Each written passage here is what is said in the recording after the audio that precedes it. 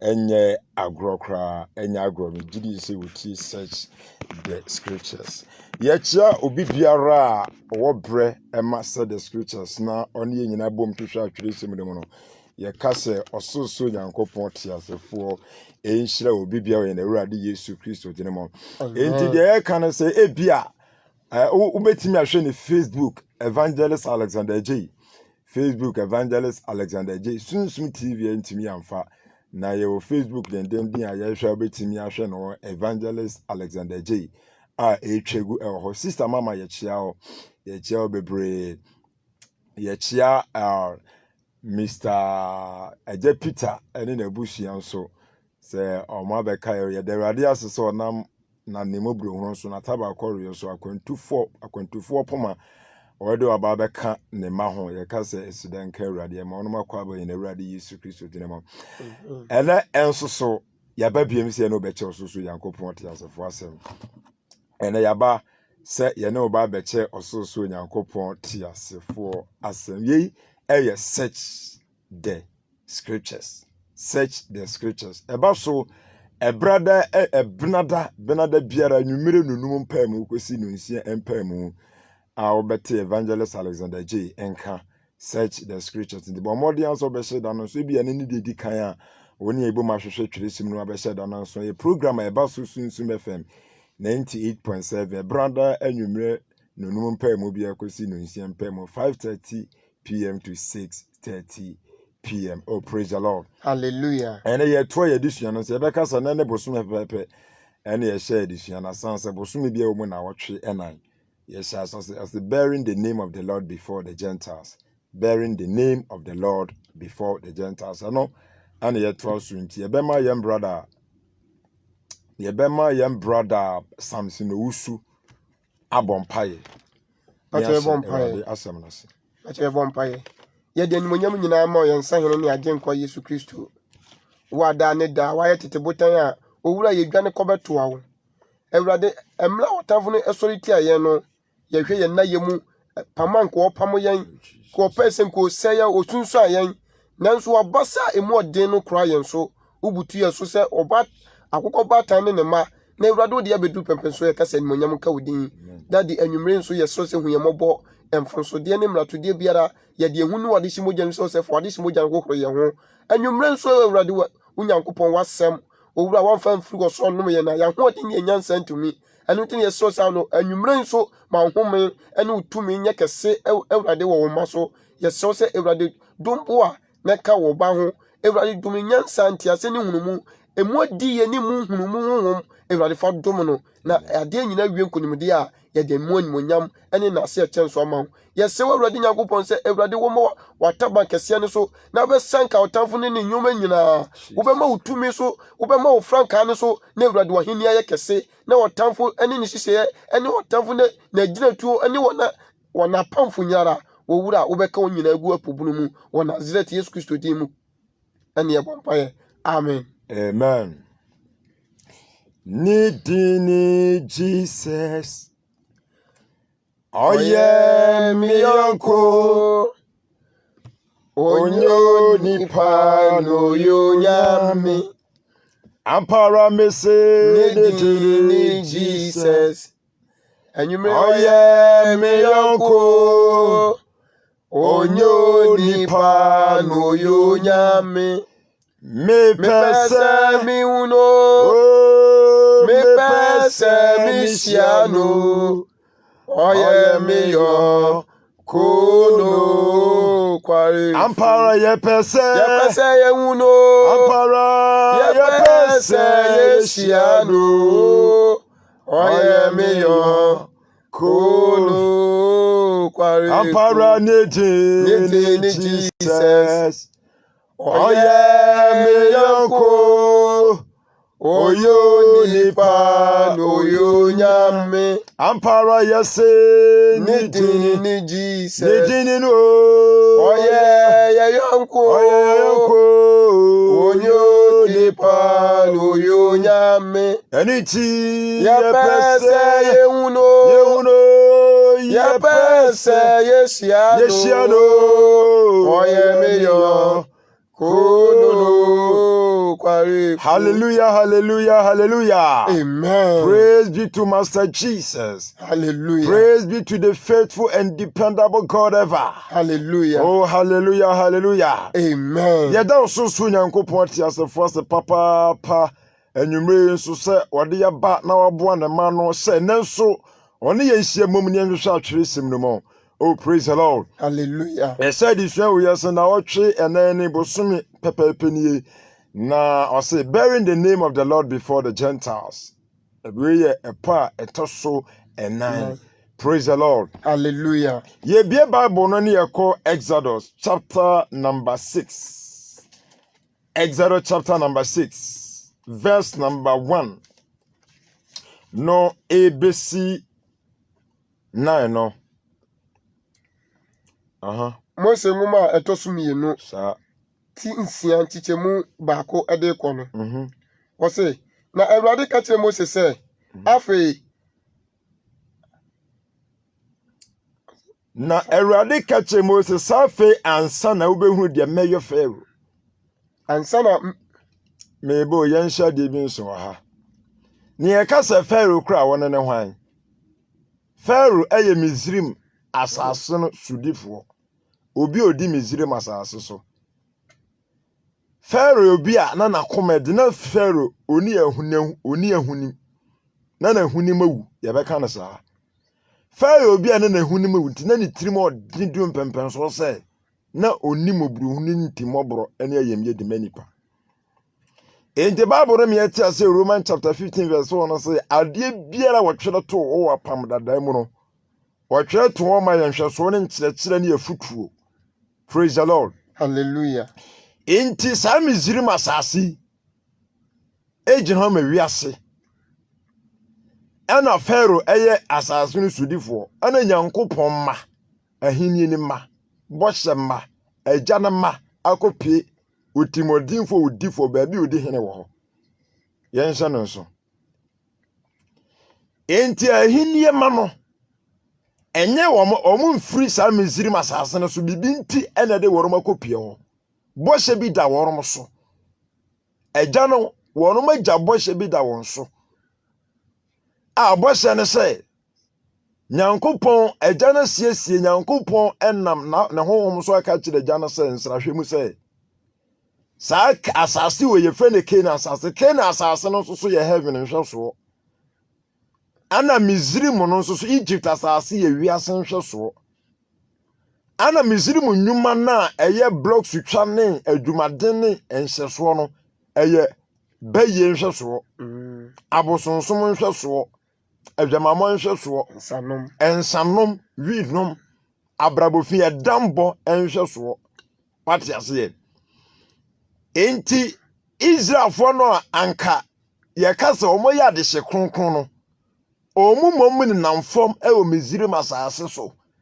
Ana Misrimfoɔ na ɔmo yɛ helema. Wiasefoɔ na ɔmo yɛ nkoa no mmom tete apɔnkɔ so ma Nyankopɔn twɛ di ampɔmma na gya no ma no emo nhuna mane. Saa ne te wɔ wiase. Enti wohwɛ a Nyankopɔn ma na ɔmo wɔ wiase no sunko a. Ɔmo bibia ne wiase. Ɔmo bibia ne wiase. Ɔmo kapre no mo sempo nyina yɛ wiase no. Ɔmo di Kristofoɔ ani paa. Enti dia na ɔmo bɛyɛ ahenni ma ne biara na ɛyɛ atete. Na ɛyɛ nhyɛsoɔ. Na ɛyɛ osun. Enti Misrim asase so paa de Israelfoɔ anya nhomegye da. Na anigye pɛfɛ na anigye. Wɔn nsa nka bi da. Enti Kristoni bia wɔ asase so a wɔtie mi bia o Misrim ne ha. Enti wiase na wɔte parliament no. Wiase na wɔte parliament na wɔyɛ adwuma mpani no. Ɛnyɛ adeɛ sɛ ɔbɛma wo ho adwo wɔ adwuma mu hɔ da. Dabi ufie wura no. Wufie wura na ɔyɛ wiase ni no. Wo maame no papa na ɔyɛ wiase. Wo kunu na ɔyɛ wiase ni no. Wadanfo na wiase ni no. He, wɔma w'ani nye da. Dabi. Ɛni nti wobɔn sɛ Akristofoɔ ta di ya wɔ asase so. He, yɛde sika bi ma minister bi sɛ nka wɔmfa nyɛ kwan bi na Kristoni bi a wɔno ɔnya mfasoɔ bi a ɔman no so no.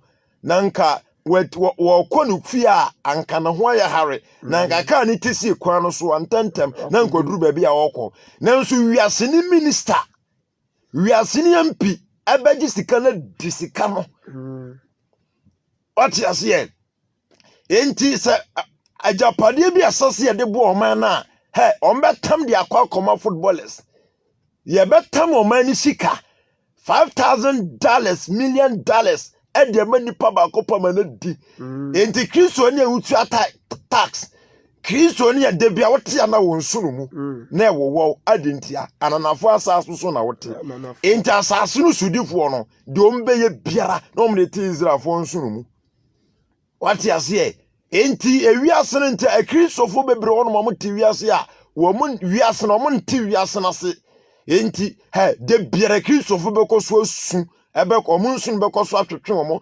kristofo bekoso asiapini wa hasefisa ha ne mizrim enti sa wope adwuma mu obi papa bi no okotena konya no so a wo ba wo be fum agapade nyina fa enti obon se Ghana sika nipa ba kopa betam no wadi wotia na nsuru ma chew woni asem bi aka dabi enti omo a omote asase so na omo mfiri ha no de mizrimfo wo mbe di sika no wo mbe bu afa so me se Ghana awurade hu ye mobo amen hati ase enti Israel for no de mizrim asase no Pharaoh ne nkrofo Mr Ministers bi wo hono mo a omo ye Pharaoh aduma yefo omo ye Satan ministers enti onwe wo ma no dabi onwe no ma no dabi say ya mesi coronavirus ya die say ya de be test Ghana fo nyina be wumpo no nya sika twitwiri di atana se dia onfa ho obekokogye abampo ya wo Pharaoh ministers wo ho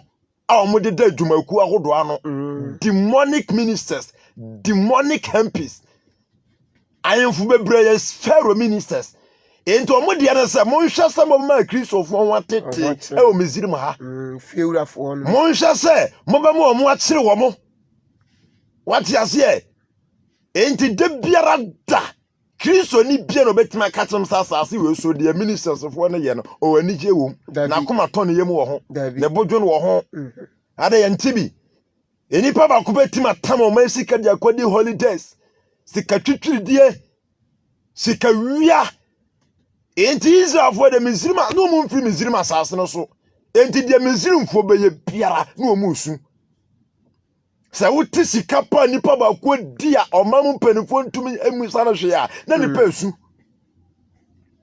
wati ase de omane beti biara o mizrim biara no omo nso no kuchem enti Awurade wo hopa na Ghana mpanifo fum ya sika fa sei ana wankasa akomatu nko a enti Awurade wo na minister we jana yere wo fa mpana no wo tu akwaburachire to toda wo Dubai na omani hunamane what you say lad bill pona de beba na ye bukata enti wo hwe wiase party mamofo no fa so be ne nyefri Ghana ho mo de monka fa so be pa na Ghana timamofo ye ne timamofo na mpo ye ne a yanko sko nu ba bia no fa so be ne nya o ma timba wa ha bauxite wa ha gold wa ha bibia wo man mu na so hwe ba bia de Ghana te bibia enti de bia na wo akoma mu wo di akoma mu yaw enti Ghana ho pa na be Ghana ye hwan adentia mizrim ne yawo mizrim ne yawo enti Israel for mizrim omo anto omo da de biom betie sikadie de biom sesei nipa ba ko timi alupre na taban ba ko ye kanebo a kwabra ne tamama sika koto a de bia na yem de owim asemo adentia mizrim ne yawo tinsa sonko ha ayen shaso ntinyanko posma timusun no sade mese obi be soe no atam me peda baabo mese wo be soe no di atoro bi o mansika nanso da wo be wuo na bo nsanya betresa mese Ghana mpanimfo a mudi o manisika ematimamofo ye sogu ye yem no mese mo kata monita mo so manisika nsanya fotansa ni die nya betresa there's accountability ento obefa Bible was me kantam se me di no kora adwuma na de se me nsan so betan so na wura fuo no se waka Bible aso ekeke Awurade ante. Awurade ante. Enti Nyankopɔn hwɛ Israelfo Misrim no gyina ma wiase. Ana Pharaoh tirimɔdenfo no egyina ma Satan. A ɔde na tirimɔden bi awura ministers mu. Ɔmo nwene ɔman no ho. Wɔde ne nsa bɔ ɔman ne sika mu na temamufo osu. Hwɛ bɛ Ghana nya independence bɛ bia Ghana abeduru. Hwɛ ya kwan. Blaster. Hwɛ ya kwan. Wo de just hwɛ dumso mpo yɛntimi mfixe. Nipa ba ko timi di ne nsa bɔ ɔman sika mu. Ne wadi sika no. Yɛwie nso so a yɛmfuo na yɛtwa bɔɔdeɛ ne bankye no na mpanimfoɔ yɛ asa atotɔ nantwie ama masa akɔsie mfuo no. Yɛsi yɛ bla galamsey nso ne yɛ nam akyire sɛ What is here? Yɛ bla galamsey nso yɛ nam akyire di gala. Yɛ bra galamsey. Mpanimfoɔ na koko na mobroni no wabɔ modern kakra do mfie nani numu a obetie nya ho faso no na minister no MP no otitiri no wasa kwa hye koko no wa ma na kwa ma na ntu galamsey ni wo mu a de obeye koko no kronya abanti wo mu enti de biara esu de biara ho de bia pinisie de biara da na Yankopɔn asmate de Ghana mpanifo aye o ma ne nyina mate the ministers eye o man mate said your omoma mo ho kyere mo ye totu nyema mo boom ene ebe bia cement akoduru ene ye tu nyema 50% 90% the open and beji timamufuo hunamane the open and beji Awurade mo aye amen. Enter was here for number one, the mayor Pharaoh. Say, kind. I say, if you say, what the inside I had done, Bema wama one aqua. Now, what the inside I had done, Bema. Now they say the Bema wa pamo one of Finasa to Sumpo. Na Onyankopɔn mo se kaza na ɔka kyerɛ ne sɛ meni Awurade na mimi wo kyerɛ Abraham ne Isaac ne Jacob so Onyankopɔn twedi ampon na yodi ya we ne de mama wamfa hume Awurade no mama wamfa hume nanso mama mapam ne me mapam a me ne won pam ye no agina sɛ me de Kana asase a wɔyɛ ɛyɛ won ahoho bi asase a wɔyɛ so ahoho no bɛma won nanso mate Israelfo a Misrimfo di wonyana pinisie na Israelfo na makai mapam no eni nti ka kire Israelfo se mini Awurade na magima fi Misrim enne so ano ase na mayima fi wonyadie no mu na mede basa atene ne yetemo kase magemo na mefa mama ye meman na maye Onyankopɔn amamo na mahunu se mini Awurade mo Nyankopɔn a wagye mu fi Misrim enne so ano ase na mede mo bekɔ asase a mema me nsa so se mede bema Abraham Isaac ni Jacob se mede bema mo se mo ajapade meni Awurade na Mose ka saa kyerɛ Israelfo na nso ahometie ene nkwasom dindinti wantie Moses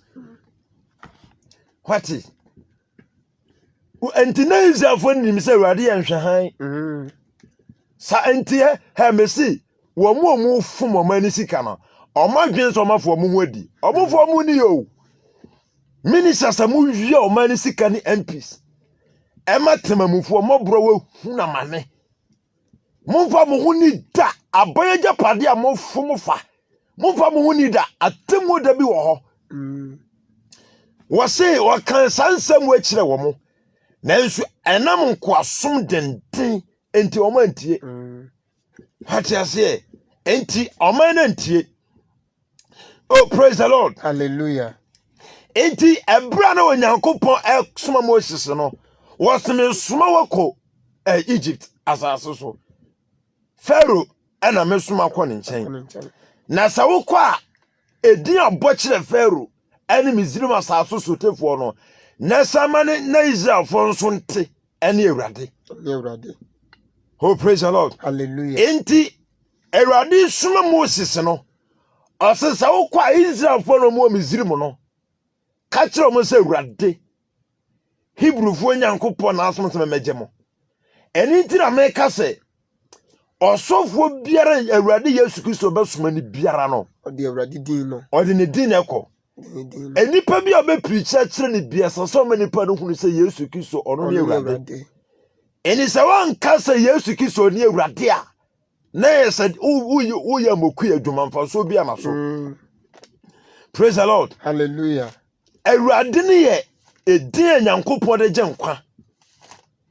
Wo Nyankopon twedi ampon ba obi ka se Nyankopon onye Awurade a ye Nyankopon nye Yesu Kristo ono na Nyankopon no problem. Enti me Alex amene Awurade nam ne so ne mobrohu so amene wo cha na asemu. Se minua Samson owusu ka kire me se aka ze Onyankopon nhira wa meminim ye se Samson nso ye ka ze Onyankopon Yesu ho asam na woka enti mini problem adentia Samson na adwene mu no nim se Awurade Nyankopon na woka na oni Jesus eni se Israel ni aka ze Onyankopon ni Awurade a Nyankopon ni problem ho ati ase ba se oka se Awurade nya Nyankopon a ehọ na problem no wo ati ase ene obi nso so opo Awurade ni nya meye no na che se Nyankopon ni mu no wayira onka ho kra. Oh, praise the Lord. Hallelujah. Into Nyankopon ka che Moses asase so a wo kọ no okwa ma Israel fo nte se papa na ne efre no Nyankopon twede ampo mere bi etwa mu no ono ani Awurade na ono na wayi ni mpabo asem se memra na memebo ni di Awurade nkire mo se mo gidi se Awurade no ono ani wo Nyankopon na Abraham ne nante ye na mo benya nkwa ba se mo anche ndi se wo Nyankopon ni Awurade ana Awurade ni Nyankopon de a ani emfa wo ani ni paba ya mo ye mo nyina mo bayira eninti esum biara wo munyintum se Yesu Kristo no ani wo Nyankopon Awurade no sa sum ni nyina o mayira sa sum ni nyinara enkwagye nim.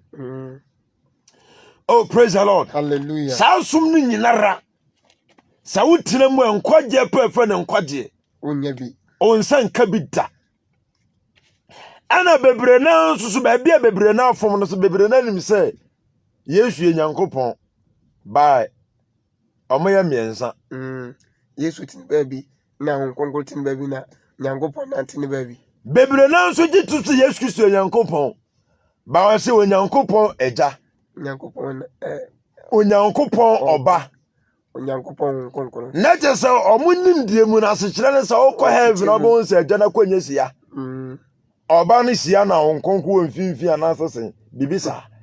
What you say? Ensu Israel for a case Israel Awurade Nyankopon ni Awurade koro. Praise the Lord. Hallelujah. Ye Nyankopon eni Awurade koro.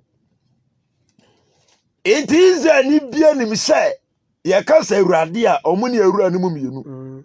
Eni ye kase Onyankopon so omuni Nyankopon mienu. Ayo Onyankopon edan. Ba ko na. Oh, praise the Lord. Hallelujah.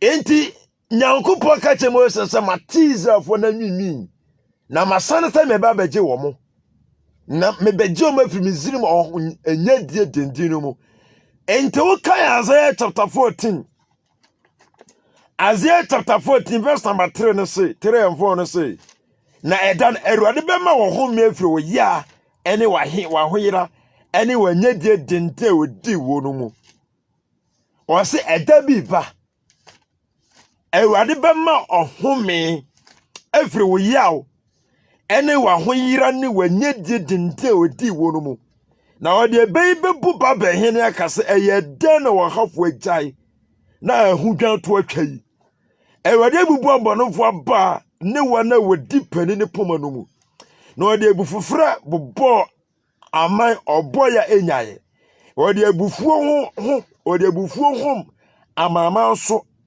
se wona hometia a emu enwo asase nyina so adwo na yekom wa madwon so. Oh, praise the Lord. Hallelujah. Wase edabi ba Awurade be ma wo home afiri wonyadie mu odi onya no obenya home wo enti wiase ne die ahomedwoni ha Dabi. Ha yempanimfo bekoso atete yesa. Fu na anka papa taxi driver, papa trotro driver, anka beba form a wo beto a wo nso wo benya ho faso atima kwesese ye betum bum. Into to fam mpa passengers na wo beko. Atoto dan mu. So ye betoto dan mu and rent ye kas head that so a enye bokada because enye landlord no mo o. Me say na cement bo aduru 50 series iron rod ton baako yes say 5,700 or so. First na ye me say 2,500 as I say. Hwe kosoro. Enti on enta bi ba asase so di ahomejuo ni ha. By eni kwanse wo na ma no asase so sa kompo kai wo wachi. Dabi. Eno na ya e kampre nu no. E kampre nu. Enti asase so de mama yansum awurade ne yansum ne ye. Na omo asase so ye omo ni da so no. Omo di omo hene. Omo nsa ka omo hene e wa asase so no. Omo nkoso. What is here? Na ye de yansum awurade ye be kokro papa bi mu. Kro bi alight nu mu wo ho. Kro bi a ogwama no ono ne kro bi a woni lad be ka wo ho. Dabi. What you say kro bi entunsuo mu. Yantunsuo mu. What you say kro papa bi. Oh, praise the Lord. Nkofo ba bi na techa abogu so. Nkofo bi na techa ayde abogu mo so. Ento asemi na ruade na magima from Israel ne so no ase. Praise the Lord. Hallelujah. Was a mini awurade. Enti Nyankopon Exodus chapter 3 verse 14. Okay, same odie. Okay, Exodus chapter 3 verse number 14. Na menhwe Isaiah chapter 43 verse 8. Exodus chapter 3 verse number 14. Na Onyankopon ka kire Moses say, Miara ni miara. Na ose. Sede ka kire Israel fo nie. Miara wase miara na masuma mu nchen. Wase miara ni miara na asoma miara mu nchen. Praise the Lord. Hallelujah. On say Awurade ni Moses di ehye mo ka kire Moses. Okwa aka kire Israel fo nsa miara na miara. Na me Nyankopon nkasa na masoma me ho ewo mo nchen. Adenti na oka say ma Israel fo ntesa me ni Awurade. Fa bo sadi ni kire omo. Omo peso omo nya sa edini mu kire mu yiye ebiemu a sa ka kire omo se ye miara na miara. Mi Awurade na miara na masoma miara mo nchen. Na je se Nyankopon na nkasa be soma ne ho Ono ane ho. Abba abegye ne ma afra Timothy for nsem. Abegye ne ma every Satan any occultic leaders, occultic ministers, occultic MPs nsem. Amen. Wadi omana nkasa Timothy for womana nkasa timamufo na nkasa na odo mo ye sacrifice for position. Wase mia na masoma miara mo nsem. Masoma miara mo nchen. Some ba no ma yedan.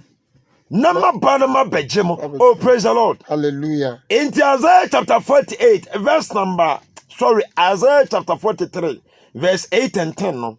Isaiah sampeti aduanam yenso. Echemu nwatwe edu ne say. Fa omaya waya anifrafo ne nso wo ani ni bra. Efri bra. Any asutifo a owo aso no bra. Omu ya anifrafo nso omu wani. Omu aso enso nyame anim de omo so asisi. Omo nti adentia. Ten ne say me muni madansefo Awurade na wose ene makoa mayine no na muhunu se na munyini munyimini na muhunu se me ara me ne no tie Exodus chapter 3 verse 4 to se mia na miara na mia na masoma mia mo nchen nanso onkrofo bi omo ani nanso omani efra a omunim se Onyankopon na nkasa ana asoma ne ho maybe na me hwe esom bi memendafo bi wase Yesu Kristo a wayo obofo pani Michael Shabusisem. Nyankopɔn soma no. Ohunu nso ye dem mpo. Enti wasi Yesu bofo pani mark ni Jesus. On baby odi Yesu akogina. Akogina bofo mu. Wasi mia na mia ro na mia na masoma mia mo nkyɛn. Ana Isaiah chapter 43 verse 8 and 10 say wasi munni madanse fu awurade na wose. Ene makoa mayi no na munhu na munyini se na munhu se me ara me ne no. Praise the Lord. Hallelujah. Ni oba beji wiase nkwa na mosom no bepo no so no. Munyini se eye me ara me den me ne no. Oh, praise the Lord. Hallelujah. In John chapter 14 verse 8 to 11. Na kamami. John chapter 14 verse number 8 to 11.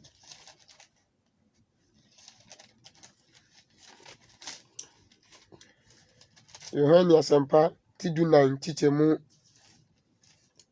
8 to 11. Enwotwe ene Ebesi du baako. Wose Filipo se no se Aha. Awurade na yen agya no. Wose na Filipo se no se Awurade Kyerɛ yen agya no. Na ono na eno ara do somayen. Yesu se no se menimu wo dada yi. Menimu wo dada yi. Muhumi ana Filipo. Minimu wo dada yi. Muhumi ana Filipo. Dia wohu me no. Dia wohu me no ehunu agya no. Na adenti na wose kyerɛ yen agya no. Wonyi ni sɛ me wɔ agya no mu na agya no nso wɔ me mu. Ensɛm a meka me kyerɛ mo ne mfimiara metim na meka na agya ɔte me mu no. Ɔno ɔyɛ ne nnwuma no. Filipo busa na sɛ owura kyerɛ yen agya no. Ana Yesu kata nzentime ne mo dadade anasa mekasa me Nyankopɔn ba ninti ana ene na efra mani no ene na amama ye nkrofo mo ye asonsomoso asie amuni se miara na miara na mia na masoma me ho se mekasa we Nyankopɔn ba ne ninti no ene na amama koma asene a entemu nyini se mo wa aso enso mo nti asem se eye me makoa na me soma no eye mia ne miara. Oh, praise the Lord. Hallelujah. Isaiah chapter 48, verse number 12 to 13. Isaiah 48, verse 12 to 14. 48, verse number 12 to 13. Isaiah sempete diana ngotwinchemu dumienu kosi dumiensa. Adon foforo ne nkwaje foforo tie me Jacob ni Israel mafre wo. Mene onoara. Tie me Jacob ni Israel mafre wo. Mene onoara. Mene okanifo na mera mene ochidifo. Enso me nsa na ehya asase na me nifa de osoro trewo na me na me frɛ na ni nyina be gina ho. Oh, praise the Lord. Hallelujah. Was me ne ono ara na je se oka hye de o kire Moses ne moten se na ka kire Israel a Christopher no mo Misiri mo no omoda so twa blog omoda so edi baigoro no a Christopher no omoda so bo adwamadi atodi konkonsa no mokwa mo nka nche na se Awurade ono no Nyankopɔn na ono ankasa ene bewu asennua no so no enti mokwa obi biara obekɔ Misrim ho Israel ni biara bo hyeda no so agya ne bo hyeda no so na obekɔ a wobegia tum se Awurade ni Nyankopɔn Awurade Jesus Christ ono ni Awurade Onyankopɔn no sa nipa na obenya nkwaje enti osofu biara wokoka sampa kire obi no Romans chapter 10 verse number 13 no oso obi bi obepo Awurade di no obeje na nkwa na enso sampa kafuo ni wa ebeda na wate ya nso ma beye den. Praise the Lord. Hallelujah. Enti osi obi biara obebo Awurade di no sa nipa na bede ebenya nkwa na enso gisi asoma sampa kafuo ama okoka se Awurade ni Nyankopɔn. Enti ya yenhwe Nyankopɔn soma Moses di aso onkɔbɔ nkyere omo no sɛ Awurade Onyankopɔn no ana asoma me. Enti Moses anyame asoma no sɛ onkɔ Misrim nkɔpa mu nkyere Israelfo sɛ awurade ne nyankopɔn na Moses akɔ sɛ awurade onye nyankopɔn Enye. so ate ase awurade nye nyankopɔn enti ɔsɔfo a wo priti kyerɛ bu abɔntene ne aso adam no asɛm bɛn na sɛ obi ansɛpte sɛ awurade Yesu Kristo ne awurade a na yɛsɛ wafom kwan ɛna the moment a wo be accept sɛ awurade ne Yesu Kristo ne awurade deɛ wo pa kyerɛ sɛ ɔno ane onyankopɔn so ate ase the moment obi bɛgye atom sɛ Yesu Kristo awurade no ne ti a wane sɛ Yesu Kristo ɔno ane nyankopɔn a onyankopɔn bi nka no ho enti obi ɔno man sɛ woka Yesu asɛm pa kyɛ na ka sɛ ɛna de kasa na dai megye sɛ Yesu Kristo onyankopɔn ɔka was megye sɛ Yesu nyame ba sɛ wɔka sɛ kadi machi ɛna de ɛnya de megye sɛ Yesu Kristo onyankopɔn was megye sɛ onyame ba Ɔnte ne nyame ya ase. ɔnte ne nyame ya nase enti Deuteronomium chapter 6 verse 1 about mmara no botaye ne sudie na ye ne mmara nsɛm ahyɛdeɛ ne atemmude awurade mu nyankopɔn ahyɛ sɛ wɔnkyerɛkyerɛ mmara mo nyɔ asase a mutwam akɔfa no so na wɔsu awurade mu nyankopɔn di na ahyɛdeɛ ne mmara nsɛm a mehyɛ wo nyina so wo ne wo ba ne wo baba wo nkwa na nyina na wo na aware tere na ositie wo kokɔbɔ enti tie Israel tie waka tie ni mienu o enti tie Israel tie na hwɛ na yo na si wiye na wado so pi sɛdeɛ awurade wagya me nyankopɔn ka kyerɛ wo no asase anufu so ne ɛwɔ sene so no so Israel tie awurade nyankopɔn ne awurade koro awurade a mo ɔka sɛ memfa ne di megye mo no ɔno ne awurade koro awurade a ɔka kyerɛ me sɛ sa wokɔka asɛmpa no a na obi ɔbɛgye atom sɛ Yesu Kristo no ɔne awurade no ɔno ne awurade koro enti Kristo ne tie fa kyerɛkyerɛ wo ba obi bi ɔbɛbɛn wo bia no ma ne ntia sɛ Kristo yewo owura baako pɛ ɔne Jesus ɔno ne onyankopɔn enti obi ɔbɛgye atom sɛ Kristofo yewura baako pɛ ɔne Jesus onyankopɔn no sɛ nipa no obenya nkwa enti o Kristo ni biara sɛdeɛ sɛ ɔma de bahu sɛ Yesu Kristo ne awurade onyankopɔn no ɔne boss ne asase no. Praise the Lord. Hallelujah. 5 one say na fa wakoma nyina na okra nyina na wahoɔde nyina do awurade onyankopɔn na ensɛm yi a mehyɛ wo nei na wakoma so na fa kyerɛkyerɛ wo ma yie na kasa ho wo fitina mu ne wo kwan so nantie mu ene wo namu ne wo sɔwie mu obi bɛkasa na wo nso de adentina mo kasa sɛ wo de agye nkwa papa ɛho hia nka nyankopɔn kasa ma Israelfo nte sɛ awurade ne nyankopɔn na wo hu no saa na de aka na sɛ obɛdo awurade endi so obi huru sɛ Yesu Kristo ne onyankopɔn ɛka gospel no ɛno ne gospel no fapem esan so obi a wanyɛ ntoma mfa na koma ngye ndi sɛ Yesu Kristo onyankopɔn bi oni nkwa. Praise the Lord. Hallelujah. Sa nipa no oni enkwa. Yɛnhwɛ Isaiah chapter 40 verse number 3 to 5 9 to 11. Isaiah chapter 40 verse 3 to 5 9 to 11.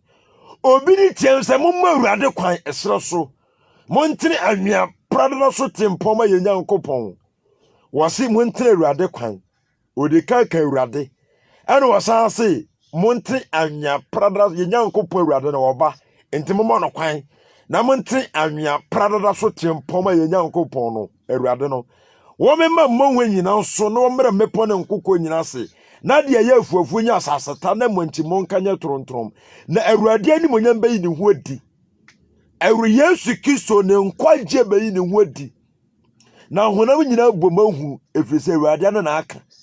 Praise the Lord. Verse 9 se fruko bepo ekro no so se awurade ani monyam yi ne ho adi obepo no so wie se pe ɛhɔ no ɔde ama yɛse yɛnsom ba bia awurade ani monyam bayi ne ho adi no ɛhɔ no ɔde ama yɛse yɛnsom no enti wɔse awurade na monsiesie kwan ma ne nyankopɔn no a John the Baptist besiesie kwan ma na awurade no ɔse n'ani monyam bayi ne ho adi nti sɛ John the Baptist siesie kwan ade wɔse na ne se na uwi a forokɔ bepo ekro no so ɔsɛmpakafo Zion ma wo ne so awɔden so Osempaka for Yerisa masu sro na katri yi de nkuro sehwe munyankopon nie. Oni. Munyankopon nie awurade na nani munyam na nkwaje be yiri ho adu obepo Zion so no. Praise the Lord. Oni ni munyankopon. Enti so konkremofuo mo montia sese Yesu Kristo ni awurade. Enti sa omo nyina be yera. Esanse nyankopon fa ni di nyankopon no so anyankwa. Ni di ode je nkwa ye Kristo Yesu. Enti obi obewo se Yesu Kristo ono ni awurade no. Obenya nkwa. Obegye nkwa. Obi obegye tum se onyankopon na nkasa na soma no. Ono nkasa na sane ye gya na henwo ba asaso so bewu ye no. Obe ono nkasa na ato ne ho mpan. Ebe yi ni do emu ni hwehwe bia akire ye no. Sa nipa no benya enkwaje. Praise the Lord. Wase se onya froko bepo Zion so wi aka kire o masa hwe munyankopon anie. Oni. Munyankopon ni hwe. Odi awreto nyankopon na mo hye na ono ena oba beje mo nkwa. Awurade nyankopon le tumi reba na ne base bedi ni mama no. Hwe na akatua ka no ho na ne mu hye di nanim. Obeye ni nyanko so odwanhwefo. Obetro ni ngwama ne basa so na waso wo ne kukum ne nyama ata no obeka wo mbre o aha no ose oyo nyankopon osai odwanhwefo. Praise the Lord. Hallelujah. Enti oba no ba beye ne nyanko so odwanhwefo na wi a wa enyama ata no wo mo ma ofoforo nto mu nya ho ne se ka mo gidigidi no wa ka mo nso so breo. Oh praise the Lord. Wa ka wo no mo boko. Praise the Lord. Hallelujah. Wase masane mafiri osoro aba se me ba baji omo enta se mo ka che Moses se mia ne miara na maba baje mo nkwa o confirm o. Oh praise the Lord. Hallelujah. Enta ube wonu say Numbers chapter 16 verse 28. Ebra e kora data eni abiram tie tuatia Moses no. Moses se ne na Moses wade na asoma se me meye saa ne yi. De Mose mi ye nyinara awurade a oni ne onyankopon no ona asoma Numbers chapter 16 verse number 28. Enti ube ka se Bible mu no Moses ne yire se we ye moja yefukunu. Praise the Lord. Hallelujah. What de meba ma mimie Exodus na men kan anu wi anu aka ha no Moses oti Yesu Kristo akwanya so. Praise the Lord. Enti kan na ube kan ho na ma me Numbers chapter 16 ba ma men kan Exodus 4 verse 22 no eba no na Pharaoh kachire na kachire Pharaoh se Awurade esenie mabaka ni Israel na me se wo se ma me ba nkonko so me na se wampene ma me ba nkwa hwe me de mekum wabakan na Awurade beto anu okwan so asoye pese okuno ena Sipora efa twere bodi twa ne ba no twetia na oto twene ne na ase ka ase wo ye moja yefukunu na me ema me wasi Moses ye moja yefukunu woti ase Moses se jama Christ ana na yiri jama asafo no enti a Kristo fo Yesu Kristo ye moja yefukunu. Praise the Lord. Hallelujah. Yesu Kristo de ne moja na abetoye abegiye enti wo ka se Moses yiri Sipora okasa de ne keke oka kire Moses se wo ye moja yefukunu ma me adente Moses jina ma Christ odi Yesu ani monyam na eba. Enti Moses yiri na fere Sipora na ka kire Moses se hwe mema wongu da bi wo ye moja yefukunu ma me adente ya Yesu Kristo Zion hene no woye Kristo fo ye kunu no ye moja mu woye ye kunu odi ni moja abetoye. Praise the Lord. Hallelujah. Enti Zechariah chapter 9 verse 9 no si dia we say Zion baba Zion hene no emoja yefukunu no oba wote afuru ne baso afuru buru oya afuru beru ba 11 no se wo ye moja yefukunu nti wapa moja nti magye we naduafo enye fi amene nsuo nim adentia wapa moja no ye kasa Zion hene eno no onyankopon enti Zechariah chapter 9 verse 9 ti dia we say Zion baba obaba wukuru eye moja yefukunu de ne moja beto hwa wo hene no oba ojo wote afuru mu so 11 say na wapa moja ntini magi we naduafo de afira amena nsuo nim Moses akọ Egypt akọ nyankopon ma a ode ewadi din eko na yire se wo ye moja yefukunu de ma no ana Yesu Kristo nso oba wiase oba Egypt abeje ode ne moja beto ye no ye nso a Kristofo ye ne yire no wono nso ye moja yefukunu de ma ye enti Yesu di ne moja na ade a wa atua ye nka enti obi biara Yesu moja no wanya mu chefa no Yesu Kristo ayufuhia no heaven ontimi nkobi. Dabi. Praise the Lord. Hallelujah. In Matthew chapter 26 verse number 28 Yesu Kristo da se obubu pan no of akuru akase we ni memoja ya pamade. Enipa bebre ntimi hwe ade ntimi hwe gudi ama me yere. Wo mo a meye moja ye fuku de ma wo mo no me hwe me moja gudi ama wo mo. Enti sere na Moses ye moja ye fuku de ma ne yere no. Sana Yesu Kristo nso ye moja ye fuku ade ma church no. Praise the Lord. Hallelujah. Enti Moses Awurade na oyi ni wadi kire Moses enye obia se Jesus Christ of Nazareth. Enti obi obeji Yesu Kristo moja ye fuku na tumro ono so benya nkwa. Praise the Lord. Obema Yesu Kristo aye ni kunu se moja ye fuku no se de tie biara obefri Kena no akọ obefri Egypt akọ Kena obefri Misrim wiase kwa we so akwatena heaven kronkron no mo. Oh praise the Lord. Hallelujah. And in Numbers chapter 16 verse 28. Mose nguma etosu 9. Tidunsia tichemu Aduonu nwotwe. Wose na Mose kan se ye na modi behunu se Awurade na asoma me. Se menyo ni ye nyina Na emfiri miara. Wose na emfiri miara makoma mu. Tio. Moses was when number one say Awurade na asoma me. Sasa ne ya meye no. Niema me Meye na meyere kase moja yefukuru na nya me o. Awurade na me na so ne mpaboa mu no. In the Bible say Moses no sin odifo. Adentina Moses sin odifo. Wode onyankopon ankasa. John the Baptist dina kase Yesu ne nampa bompo mensem fatasa. Onyankopon twedi ampon ankasa. Enti Moses say when Moses ware na asom se me sa ne ye nyinara. Enizo obi kasete Moses was nyame o na Awurade. Ano kasete. Onna wasoma se me sa ne ye no. Oh praise the Lord. Hallelujah. Enti Deuteronomy chapter 4 verse 32 to 37. Deuteronomy chapter 4 32 to 37. Moses mu de nhira na masemo de omo mu se Awurade. Ono ne Nyankopon. Enti nipa bi obewonsa Nazareth ne Yesu Kristo ono ne Awurade Onyankopon no oye nhira. No. Sakramoni be hunu aba ne nkyɛn a oye nhira se Yesu Kristo ye bɔ ne di no ono Awurade Onyankopon no a oye nhira. Se etis ni be hunu agye didi no ho ato so a oye nhira. Enti Moses ahinie ma no mo obɔ hyada mo so no mo de nhira na mo se wa mama hunu se Awurade ne Nyankopon. What ya say dina ya de gye nkwa ya Awurade no mo de wa mfa nsiem oda na di a kyerɛ mo. Enti mo so mo bodi no mo nyankwagye. Oh praise the Lord. Hallelujah. Enti Moses what the Yesu Kristo ani onyam and the son ye. Yahweh Hebrews chapter 11 verse 24 to 28. Moses gidienti na Moses nyini ye no wan pese wo fere baba na oyi se wani Onyankopon ma behunu ma ne mum sense obetena boni mu ede na tia bi.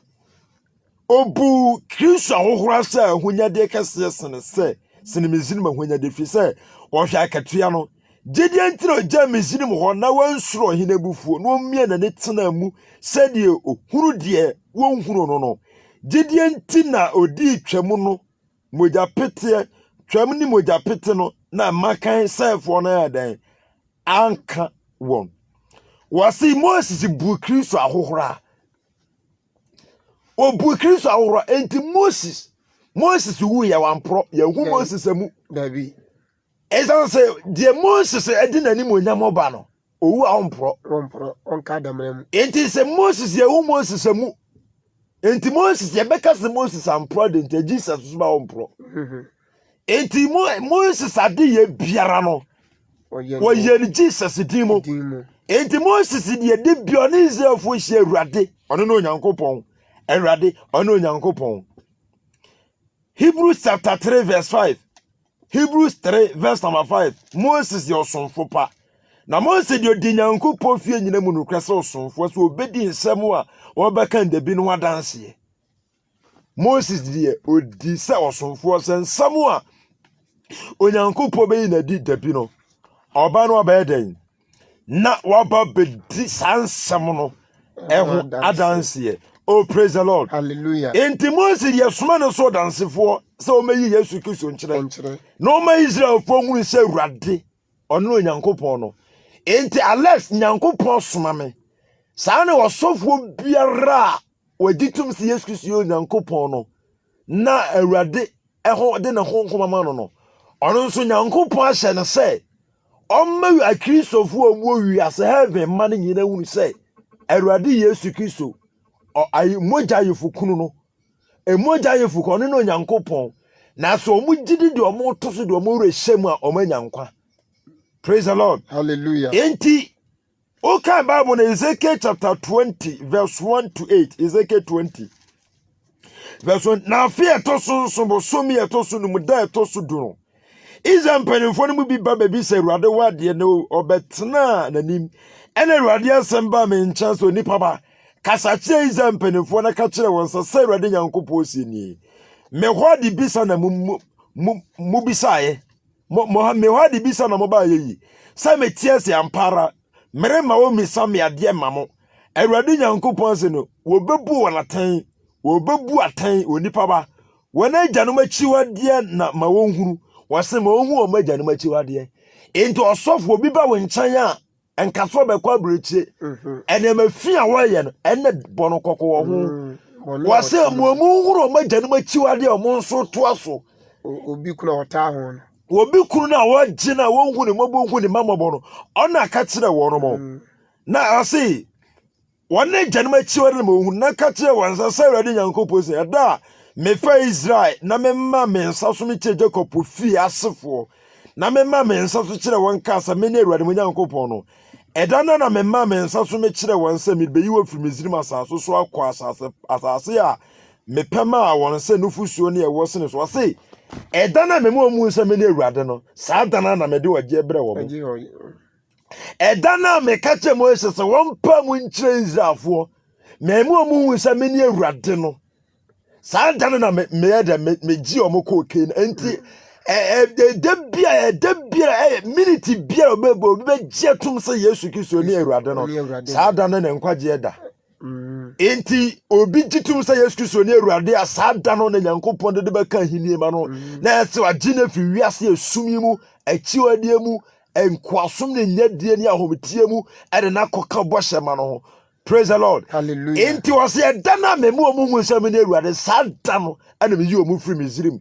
Enti kramoni a wutie me budani a wutie me etisini a wutie me mese asumbia omu mese ene de se obehu se Yesu Kristo ne Awurade a ene ba ye wogye da ene de ne Awurade be yi ofiri Misrim Nkwaje beba ofie nkwaje beba ofie na won so so wa be ka Nyankopɔn ma ho.